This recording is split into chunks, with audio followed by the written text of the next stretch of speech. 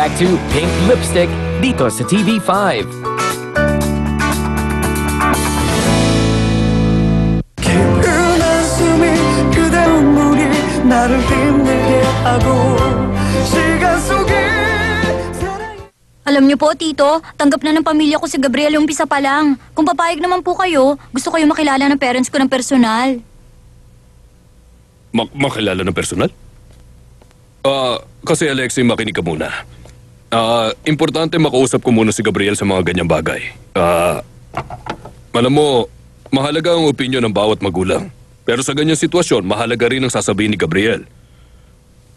Naiintindihan mo naman, di ba? Tulungan niyo naman po ako, Tito Jerry. Hindi na po ako nakakakain ng tama simula nung makita ko yung babaeng niya sa airport. Pumapayat daw ako. Uminom na nga ako para makalimutan ang lahat. Alexei.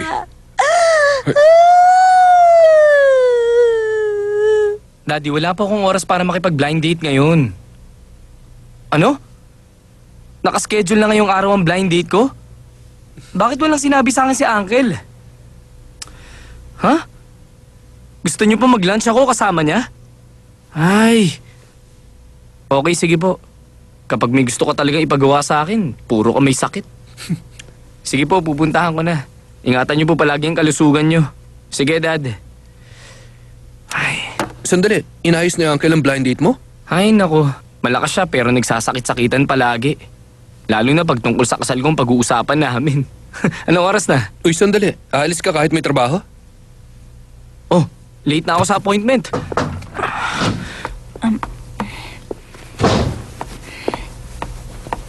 Mr. Ha, ito pong report ko. Sige. Dapat kasi tumanggi ka muna sa kanya. Alam mong busy ngayon dito sa opisina eh. Angeline, lunch out lang ako sandali ah. Mamaya na lang yung report mo ah.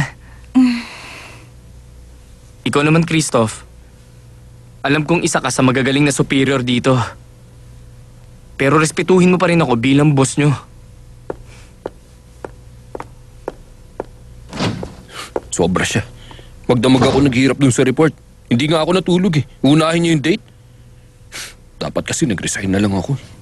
Si Mr. Ha, makikipag-date siya ngayon? Oo. Marami kasi siyang babae. Hindi kasi siya nawawala ng ka-blind date. Ano ba kasing problema mo? Ay, buisit ka.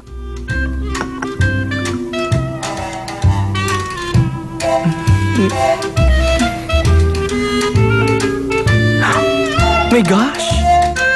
Ang ganda naman yung scarf mo. Saan mo nabili yan, girl? Ito, sa Italy ko pa binili ang scarf ko. Tama nga palang iniisip ko. Kaya pala sosyal ang dating. Uy, girl. Pwede ko bang subukan kahit sandali? Pasensya na. Teka, sandali. Ates, sa tingin mo rin ba super gwapo ng mga Italian guys? Nung time na nandun ako, super popular ako sa kanila. Ano yun? Lahat kaya sila broad shoulders at ang lalaki pa ng mga chest. Lalo yung mga muscles nila dito. Ay, no. Hindi ko rin type yung mga pumuputok ng muscles, girl. Mas feel ko yung parang chocolate bar lang na abs. Everyday may bago akong partner na iniuwi sa bahay ko. Super saya kaya ng mga panahon na yun. My goodness, ang daldal ko talaga. Pasensya ka na sa akin kung ano-ano nasasabi ko. Sorry na, girl.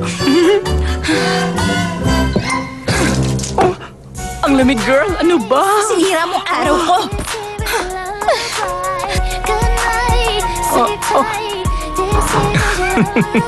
Success na naman.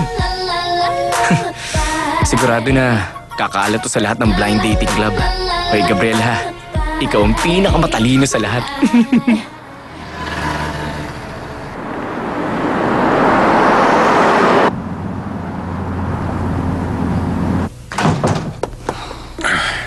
Nasaan ang anak ng Sana Parel Chairman?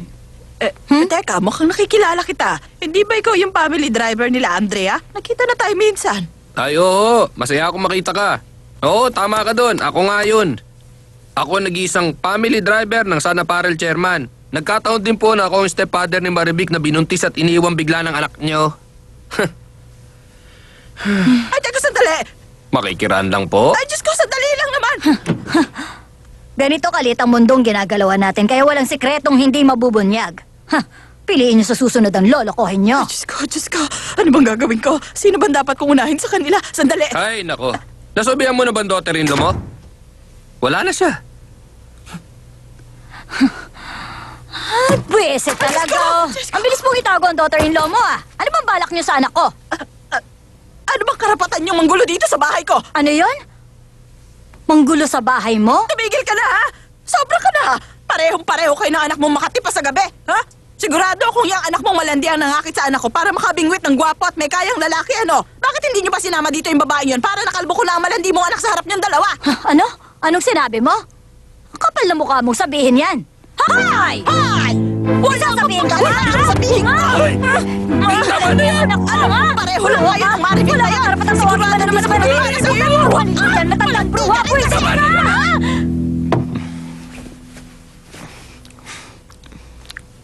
Tikman mo to, Aldwin. Busog ako. Mas kailangan yun ni Love ang kumain ng prutas. Busog talaga ako. Wala pa akong kinakain. Wala talaga akong gana kanina. Pero itong dala mo, makakain ko lahat. Baby love, si daddy mo ang nagdala nito. Kaya kailangan nating ubusin to.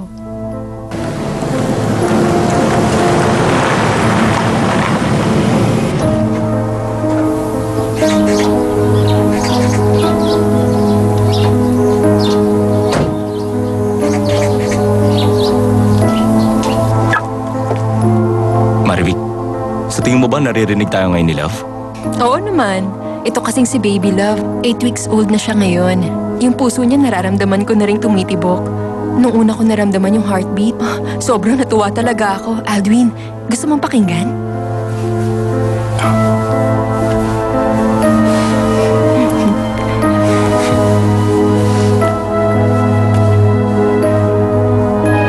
Narinig mo?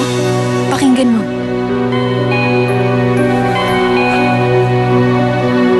Oh, sino yun? Wala naman akong inaasahan eh. Bakit nandito siya? Hindi ko alam kung bakit nandito siya. Diyos ko, paano ba to? Halika dito. Maribig, nandiyan ka ba? Doon ka muna sa loob. Sandali! Sandali lang, Andrea. Nandiyan na. 깊은 한숨이 그대 눈물이 나를 힘들게 하고